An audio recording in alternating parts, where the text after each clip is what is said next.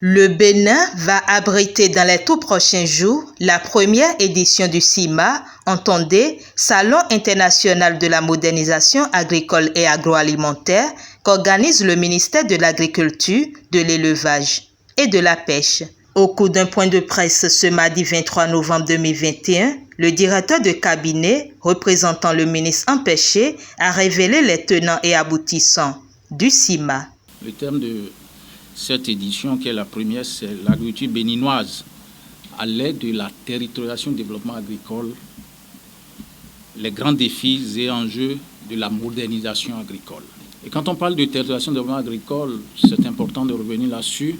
Avec le changement de régime qu'on a eu en 2016 et qui a amené le président Talon au pouvoir, il y a une série de réformes qui ont été retenues dans l'agenda public à travers différents secteurs, dont l'agriculture. Et au niveau du secteur agricole, il y avait 6 réformes majeures, dont la plus importante, je vais dire, c'était la réforme de territorialisation du développement agricole. En quoi consiste-t-elle?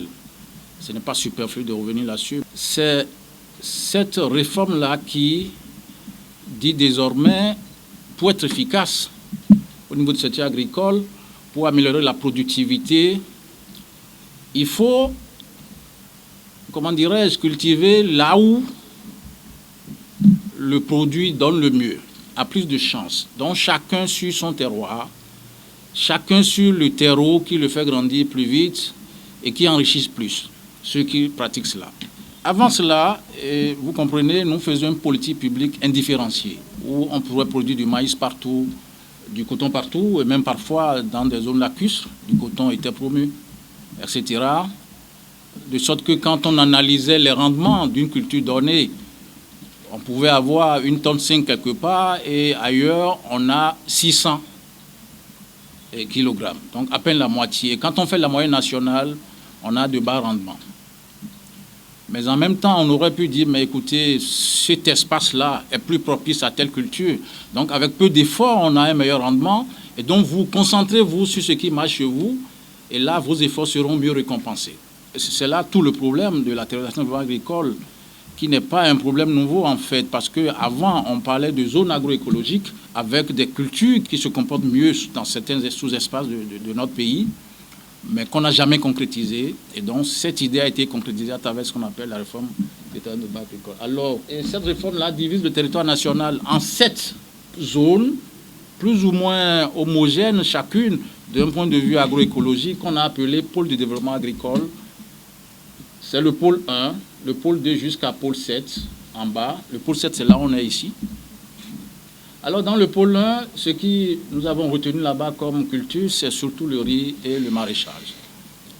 Et là, à peu près, au moins un tiers du riz produit au Bénin provient de ce pôle. Si vous faites du maraîchage à Malanville, à Karimama, ça donne naturellement. Le coton, c'est dans le pôle 2, c'est le bassin cotonnier qui, en même temps, par coïncidence, est le bassin du maïs, qui est notre céréale principale qui entre dans l'alimentation. Le pôle 4, là c'est l'anacate que vous avez, qui est une filière aujourd'hui, qui est une filière phare. Avec cette politique-là, l'État a un contrat social avec ces différents sous-espaces et donc avec les acteurs qui l'habitent, et donc a le devoir de les accompagner dans le conseil, dans l'accès aux intrants pour que ces filières se comportent mieux, de les accompagner dans l'accès au marché, etc., pour que les gens vivent mieux. Donc voilà la philosophie de cette réforme-là, qui, au plan organisationnel, nous a amené à remembrer la structure qui gérait à la fois la promotion des filières et les actions régaliennes dans ces espaces-là. Et donc, c'est ça qui a surtout amené à créer aujourd'hui ce qu'on appelle les agences territoriales de développement agricole qui administrent chacun de ces pôles-là. Donc, vous avez ATDA 1, ATDA 2, ATDA 3. Et chacune de ces filières-là ont fait l'objet de ce que nous avons appelé Plan national de développement des filières. Cet ensemble d'actions qui vise à moderniser l'agriculture mérite d'être mieux zoomé. Et c'est là où on a dit il faut tenir ce salon. Évidemment, ce n'est pas nouveau. On fait des foires. Il y a des foires, tout le monde est habitué à cela. Et ceci a quelque chose de différent en ce sens que d'abord, ça se concentre sur le concept de modernisation de l'agriculture. C'est extrêmement important. Et donc, il faut attirer davantage d'investissements, parce que malgré tous ces efforts, il faut le dire, il y a encore des petits points faibles. L'investissement privé, ce n'est pas encore ça. C'est vrai qu'on a des industriels qui s'installent, des nouvelles chaînes de valeur qui s'opèrent. Quand on voit ce que nous dit la BCEAO, les gens font plus de crédit aujourd'hui pour investir dans l'agriculture, mais il reste que nous avons encore besoin de renforcer le secteur privé dans l'agriculture.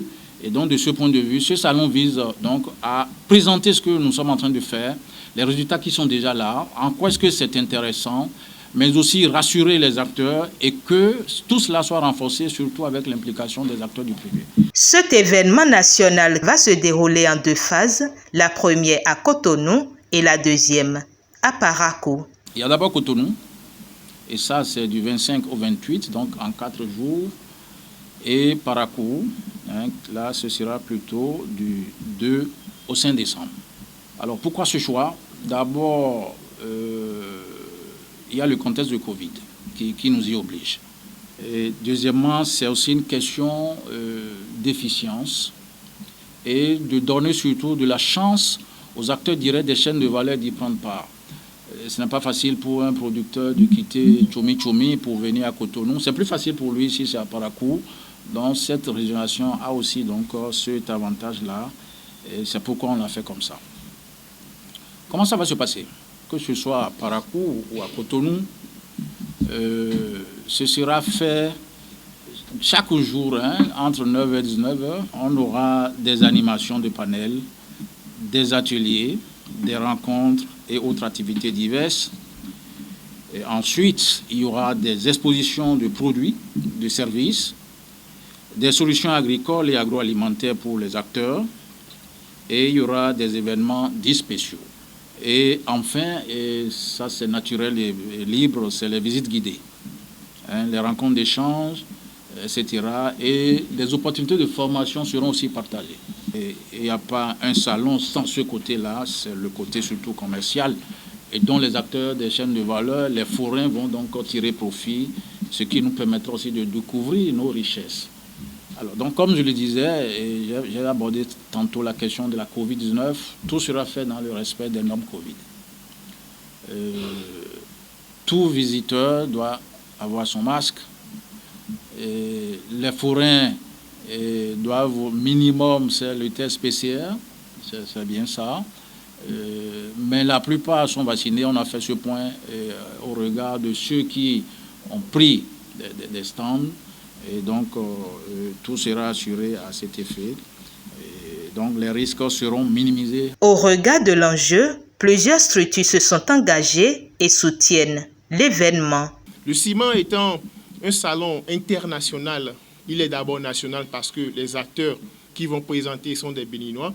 Les participants sont avant tout des Béninois. Le ciment est une occasion pour la SONAMA de montrer tout ce qui se fait au niveau du ministère de l'Agriculture, de l'Élevage et de la Pêche en matière de mécanisation agricole, de modernisation agricole, parce que nous allons, au cours du ciment, montrer non seulement les machines que nous avons, mais les services que nous mettons à disposition des agriculteurs et aussi leur présenter les facilités d'accès à ces machines-là et puis leur donner des conseils par rapport à leurs difficultés qu'ils ont sur le terrain, dans l'utilisation, dans l'accès aux services après-vente, dans l'accès aux pièces détachées.